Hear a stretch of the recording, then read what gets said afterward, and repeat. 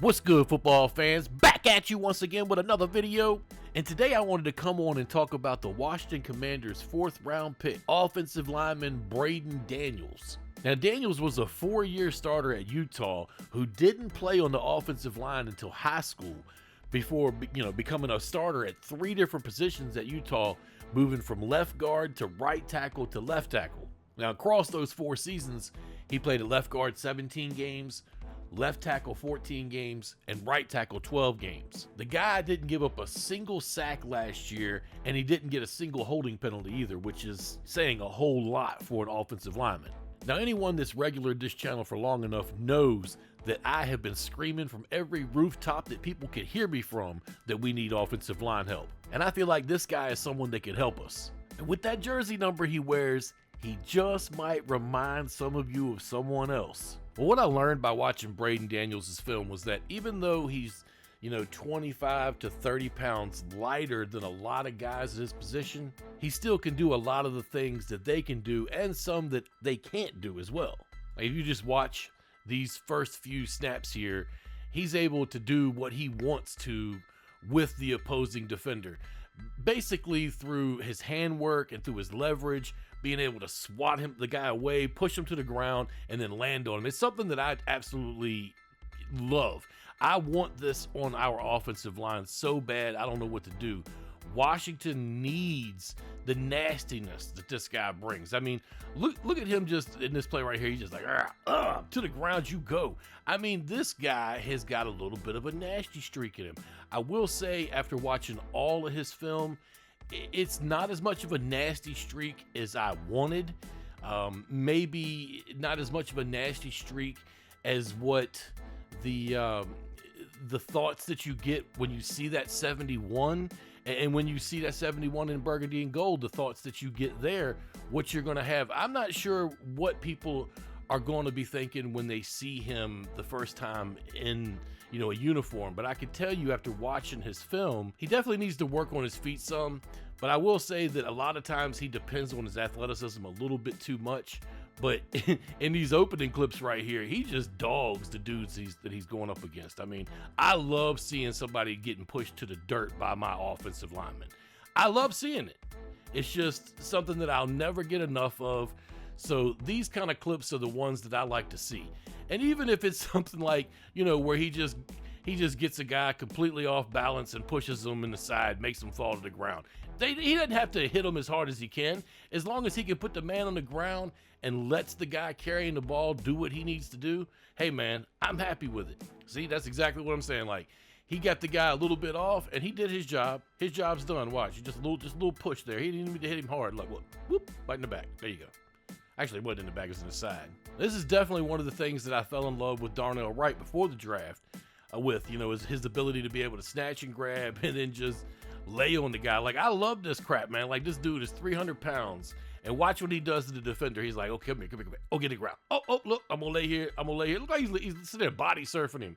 You see that? Like, he's body surfing him. Like, look. Like, he's literally off of the ground. The man's trying to stand up. Got 290-some pounds on his back. That's what I want to see my offensive lineman doing right there. Like, that's completely within the rules. Do what you got to do. I mean, yeah, man, I love seeing my offensive lineman do stuff like this. Push his face in the mud if you can. Like, just get in there, grab him, rub his face in the dirt. Don't hold him. Don't clip him. But yeah, make sure he knows what the dirt tastes like. On this play right here, this is a good example of leverage and power. Like, he just overpowered that man and used his leverage to put his face in the mud. And there you go. When I first saw this play right here, I was thinking to myself, where did he go? Like, he went off the screen there for a second. What's going on here? And then all of a sudden you see him come back and bloom to the ground with his man. He goes. I mean, what more could you ask for? Like, nope, you ain't getting my quarterback. And then he just lands on him. I love it. Wow. Again, leverage against power. Watch. Like, this man's trying to lean against him with all of that leverage, all that weight, all that power to try to get around that edge. And my man just leans back and lets him go. Bloop to the ground. You absolutely love to see that. Bloop to the ground. Again, leverage and power to the ground. And again, to the ground you go. By now, you guys are seeing a reoccurring theme here. My man can do some things to opposing defenders. I mean, he really makes them look stupid sometimes.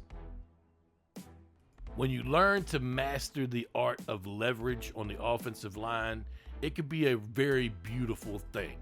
And I feel like with a little bit more work, this guy could really do something with the abilities he has.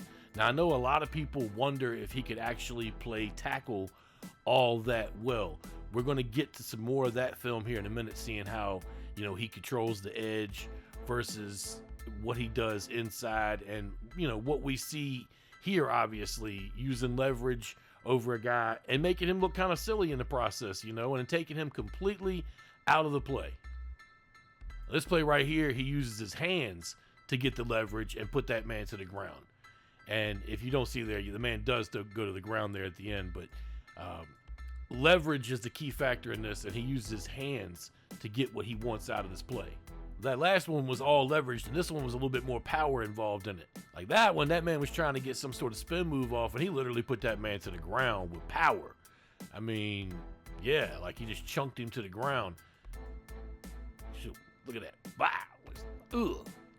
I love that. I love seeing a guy use sheer power over technique and putting him to the ground. Now, obviously, you want to see him developing his technique as he goes, but it's great to see a guy just use sheer power to just do what he wants to a man on the defensive line.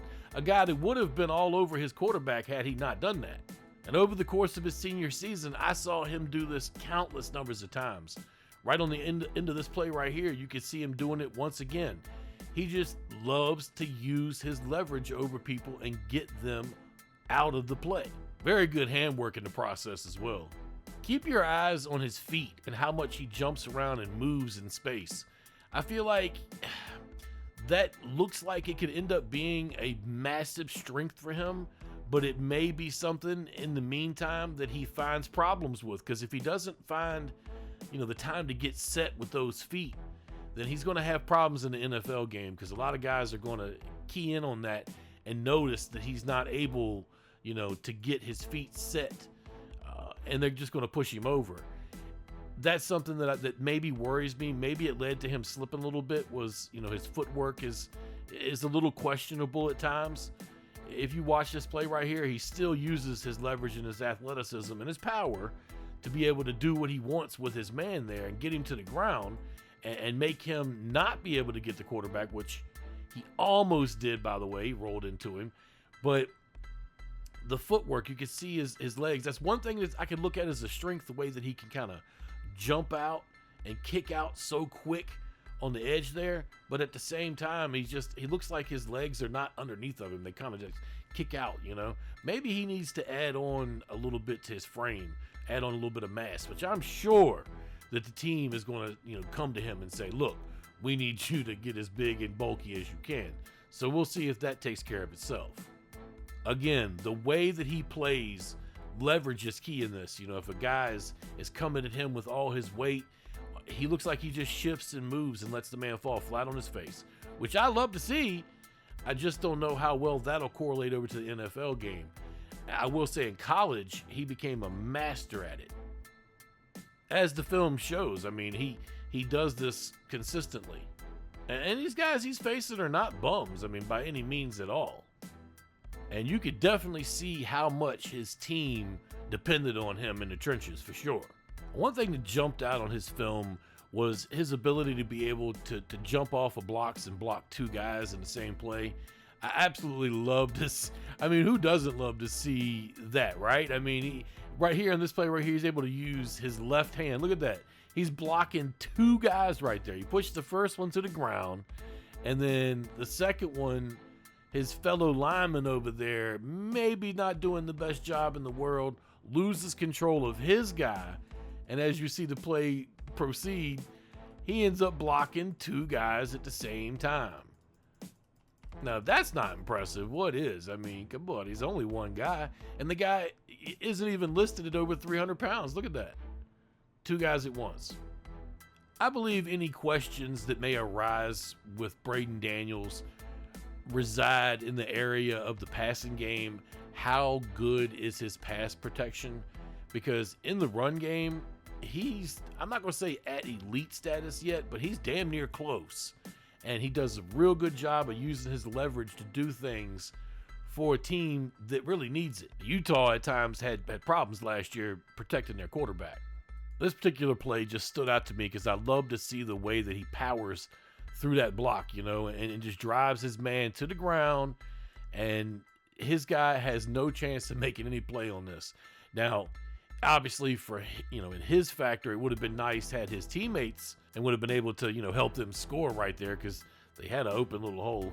Now in this play right here, Daniels pulls, and he did something that I noticed him do several times across his film from last year, and that was not block a single person.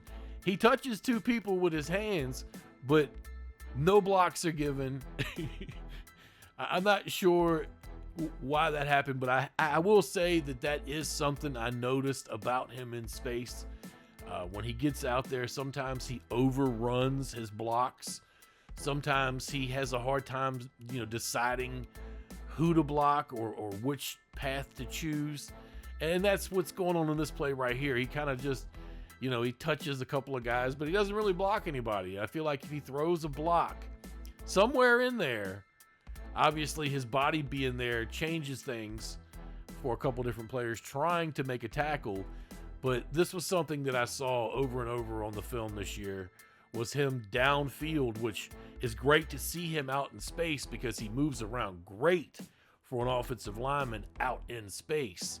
And that's a good thing to see. But, the indecisiveness while you're in space itself is just as bad as moving slow in space. Now, I'm not the only one that has questions about his work off the edge. It seems like sometimes he makes mistakes and he has problems correcting them. This particular play right here, he's able to overcorrect what he has done wrong and end up making the big block for the quarterback before he gets hit. As you see right here, his guy gets through and he makes that block right at the last second to keep his quarterback clean. That was almost a sack. And from a guy who didn't give up a single sack all season long, a couple of almost, make a difference sometimes. Here, he's able to make that block. And honestly, that's actually one hell of a block for him to be able to recover like that. Come back across and keep the quarterback clean. Wow. Again, on this play, he gets beat, but on the recovery, you see there, his quick feet kind of help him. But I wonder sometimes if those feet will also get him in trouble at the same time. He might have been saved here by having a mobile quarterback who was able to roll out. Looked like another almost sack there, if you ask my opinion. One other thing I did notice as well, though, was his ability to be able to put a defender on skates and be able to just roll them across that line and keep them completely out of the play like he does to 94 right here. Like 94 never has a chance or an opportunity to make a play because, as I said, Daniels puts him on a set of skates and rolls him right on across and out of the play. Now let me stop and just say this right here. The main thing that stood out for me on Daniels' film was his ability to be able to hold a line and, give a lane to a running back to rush the ball. He really does have a very good ability to be able to do that. Now, a lot of that has to do with the leverage that I've been talking so much about, and some of it has to do with the sheer power that this young man has.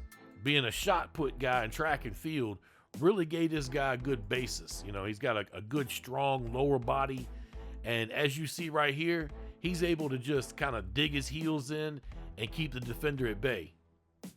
Look at that. That was nice. Now in this play right here, he's beaten a little bit to the inside, but he's able to recover and keep his quarterback clean, which is the name of the game. Again, his guy makes a move to the inside. He's able to recover, put him on skates, and move him across the field. And the man was never really into play, even though he was in the backfield. Now this play right here is another put him on skates and roll him out. He came real close to blocking in the back there. For the sake of this video, we're going to not call that clipping at all. But that was, he was able to use his leverage. That's how you do it right there. Like, he's able to use his leverage to take that man completely out of the play. His running back's able to cut back in. And as I said a little bit ago, it would have been nice for his situation had his fellow linemen done their jobs as well, and there would have been a better, hole for the running back to go through. But one thing I've also noticed by looking at this film, I'm not all that impressed with Utah's protection plan. Their overall, scheme to keep their quarterback and their running back clean. It's not that great. Their scheme, I was not impressed by their scheme at all. I always like to see if a guy can give a good cut block. Even though it's a dying art in the game, it's nice to see a guy, every once in a while do a good, clean cut block, even though some defenders will say that no cut block is clean. This one right here, I would call clean.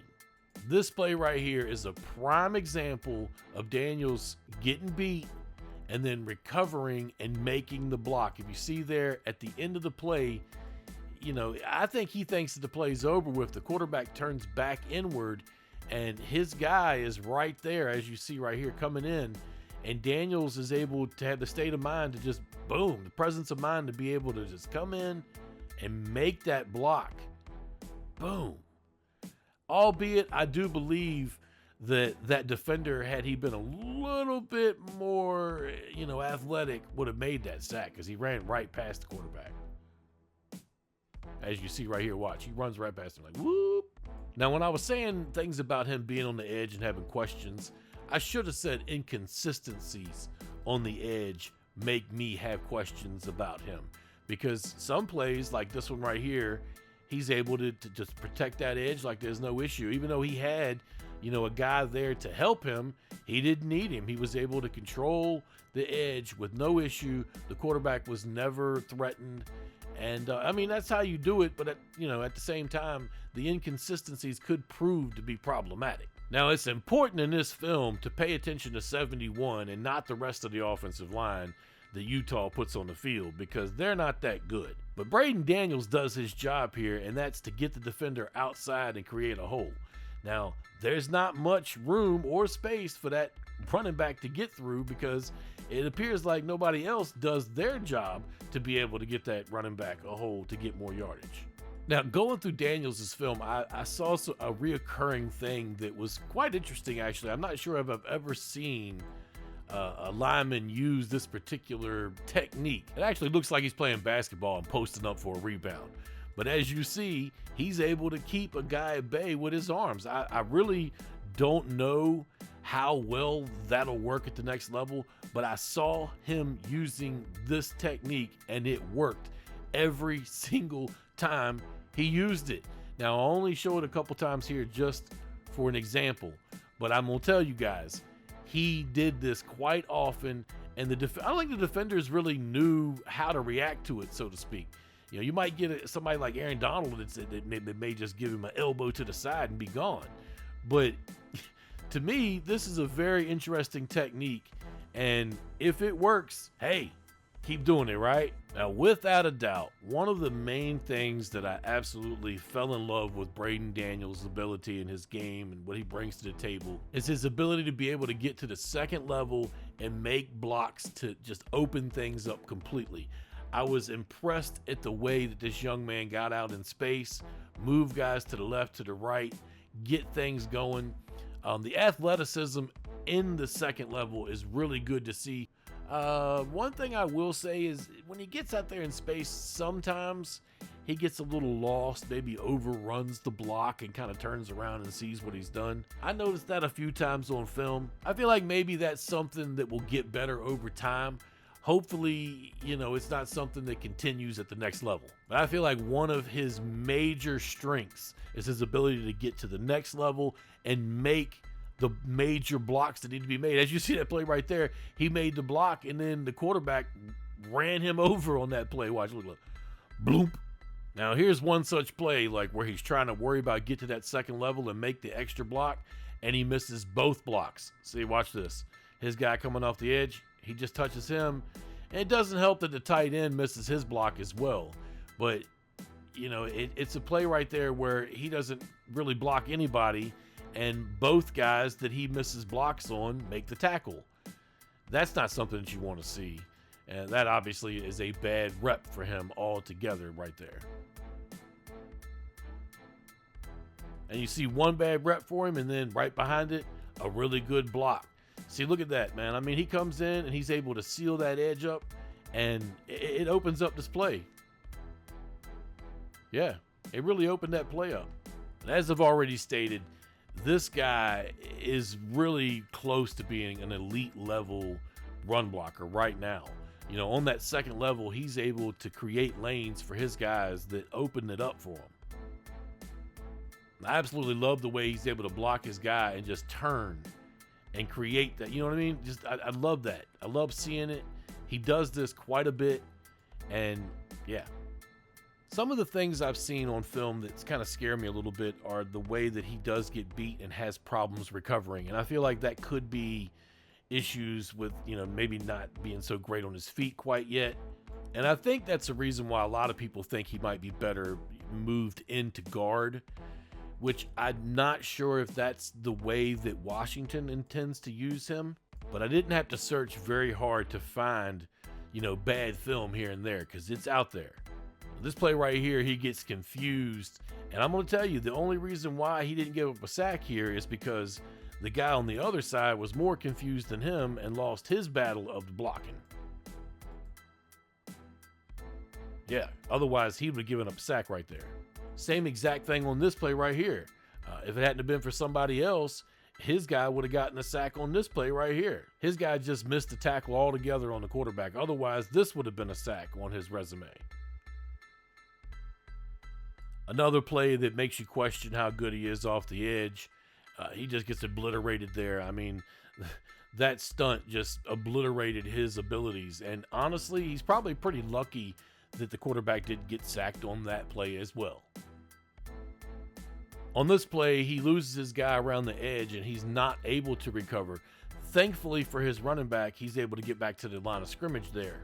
The Oregon and Florida games proved to be really tough for him. Even though he didn't give up any sacks, he damn sure lost some battles in the trenches, and it's probably pretty lucky that he didn't give up, you know, a sack or two, maybe even three in that game. Here's another one of those plays where he's making his move to the second level and absolutely blocks no one. And the running back, you know, obviously doesn't get any yardage.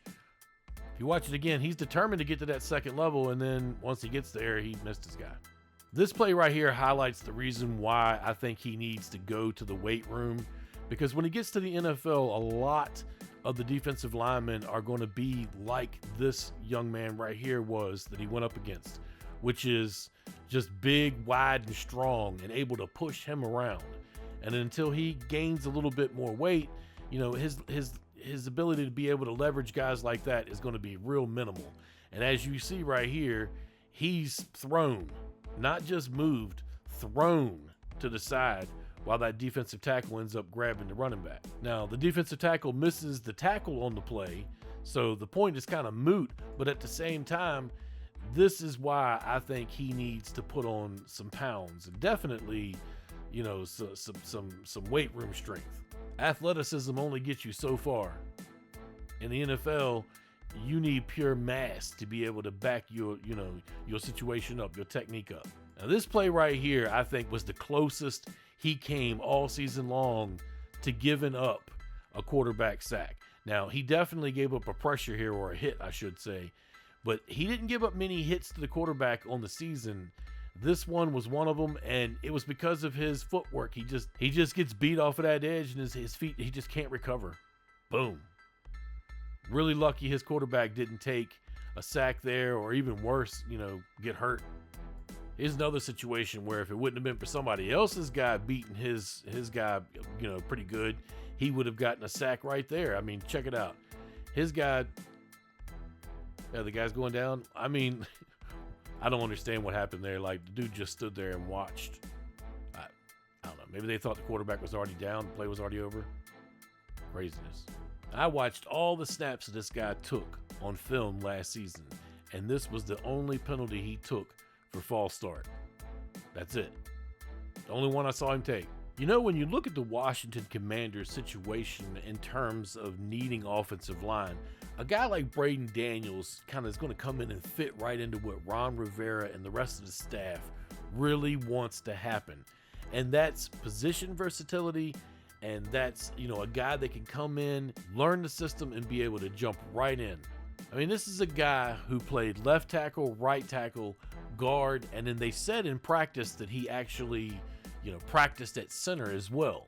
And at 23 years old, he has plenty of time to be able to work, you know, into the body he has. He needs to maybe stack a few more pounds on, you know, in the process, maybe try to get his feet underneath him a little bit better. We know for a fact that at least for the first season, he's going to be a depth piece.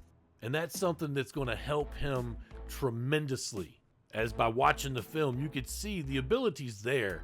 He just needs experience. I honestly believe the coaching staff wants to see what he looks like at rookie camp.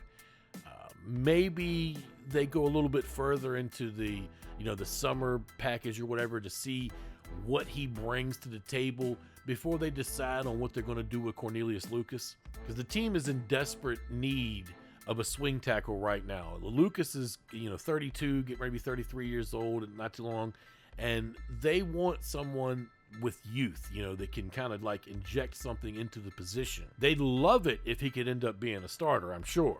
You know, a lot of scouts believe that he'd play guard better, but as we all know, position versatility is like Ron Rivera's key thing in life. He wants everybody to be able to play more than one spot. This guy being able to possibly play all 5 spots on the offensive line is intriguing for anybody, but especially for Ron Rivera. Taking a look at one of the scouting reports on him, it reads like this. Braden Daniels, who is an only child, grew up in Texas, just north of Dallas. He played multiple sports throughout his childhood, including baseball, basketball, karate, and soccer. Daniels started playing football on the defensive line in middle school, including a stint in Deion Sanders' Truth Select Sports League. He attended Hebron High School in Carlington, where he moved to the offensive line and was a 4-year letterman, seeing varsity action as a freshman. As a junior starting left tackle, Daniels earned first-team All-District honors and led Hebron to the 2016 District Championship. He earned unanimous first-team All-District honors as a senior, playing both left tackle and right tackle. His offensive line coach at Hebron was also the shot put coach on the track team and recruited Daniels to join the track team. He threw javelin, discus, and earned All-District honors in the shot put, finishing 4th at regionals with a personal best of 51.1.25. A 3-star recruit, Daniels was the number 62 offensive guard in the 2018 recruiting class and the number 199 recruit in Texas. He started to receive FBS scholarship offers after his junior season, initially from Tulsa, Texas State, Arkansas State, and Houston. Daniels received only 2 Power 5 offers from Illinois and Utah, and he committed to head coach Lovie Smith in Illinois prior to his senior year in August 2017. However, Utah continued to recruit him, and Daniels decided to flip and sign with Utah during the early signing period. His mother played college basketball at Manise State University and earned first-team All-Southland honors in 1987. Now here are his strengths. Adequate frame, bulk, and length for NFL work. Has the timing out of his stance to jump set quick pass rushers. Displays flexibility and knee bend in his lateral shuffle. Shifts his weight well on his inside foot to answer cross-face blockers. Strong, heavy hands to stay connected in the run game. Rolls his hips into contact to initiate leverage, especially on combos. His coaches and NFL scouts agree that his intelligence is a strong selling point.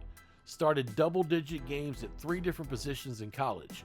The Utah coaches say he has 5 position versatility and was the vocal leader of the offensive line. He didn't miss a game the last 4 years. His listed weaknesses: inconsistent recovery skills and pass protections because of untrustworthy reaction technique and recognition. Needs to shore up his footwork and consistently bring his feet with him to avoid lunging. Doesn't have ideal blocking range on the edges to consistently win races to the corner. Mediocre anchor strength and can be long-armed onto his heels. His fundamentals have improved each year, but they aren't yet at NFL level. Needs to drive his feet to create more of a steady push in the run game. If his hands aren't precise, they fall off pretty quick. added 13 pounds between the combo and his pro day. Summary: a 3-year starter at Utah, Daniels moved to left tackle as a senior in offensive coordinator Andy Ludwig's scheme. He didn't play offensive line until high school and became a 5-position blocker for the Utes, moving from left guard to right tackle to left tackle over the last 4 seasons. Daniels has been an ascending blocker as he learned how to properly use his body flexibility and active hands at multiple positions. His balance deteriorates once engaged when his feet or technique aren't on time, but his mistakes become less and less frequent with each game. Overall, Daniels will require development time to refine his footwork and consistency to match up with NFL rushers. But he has the athletic twitch and versatility to boost an offensive line depth chart in the NFL. His experience at multiple positions is a plus, and he grades as a swing tackle / guard with down the road starting upside. And they have him listed at a 4th or a 5th round grade, which they took him in the 4th. Now, me personally, I'm excited to see what this kid can bring with a little bit of time and a little bit of effort into trying to teach him a little bit, more technique to his game, so to speak. With what we've already seen that he's capable of, I think a little bit of work can really make him go places. Let me know what you guys are thinking down in the comments. Do you think this is somebody that will be starting within 2 years? Don't forget to hit that thumbs up, and if you're not subscribed already, make sure to hit that button. Y'all take it easy. Peace.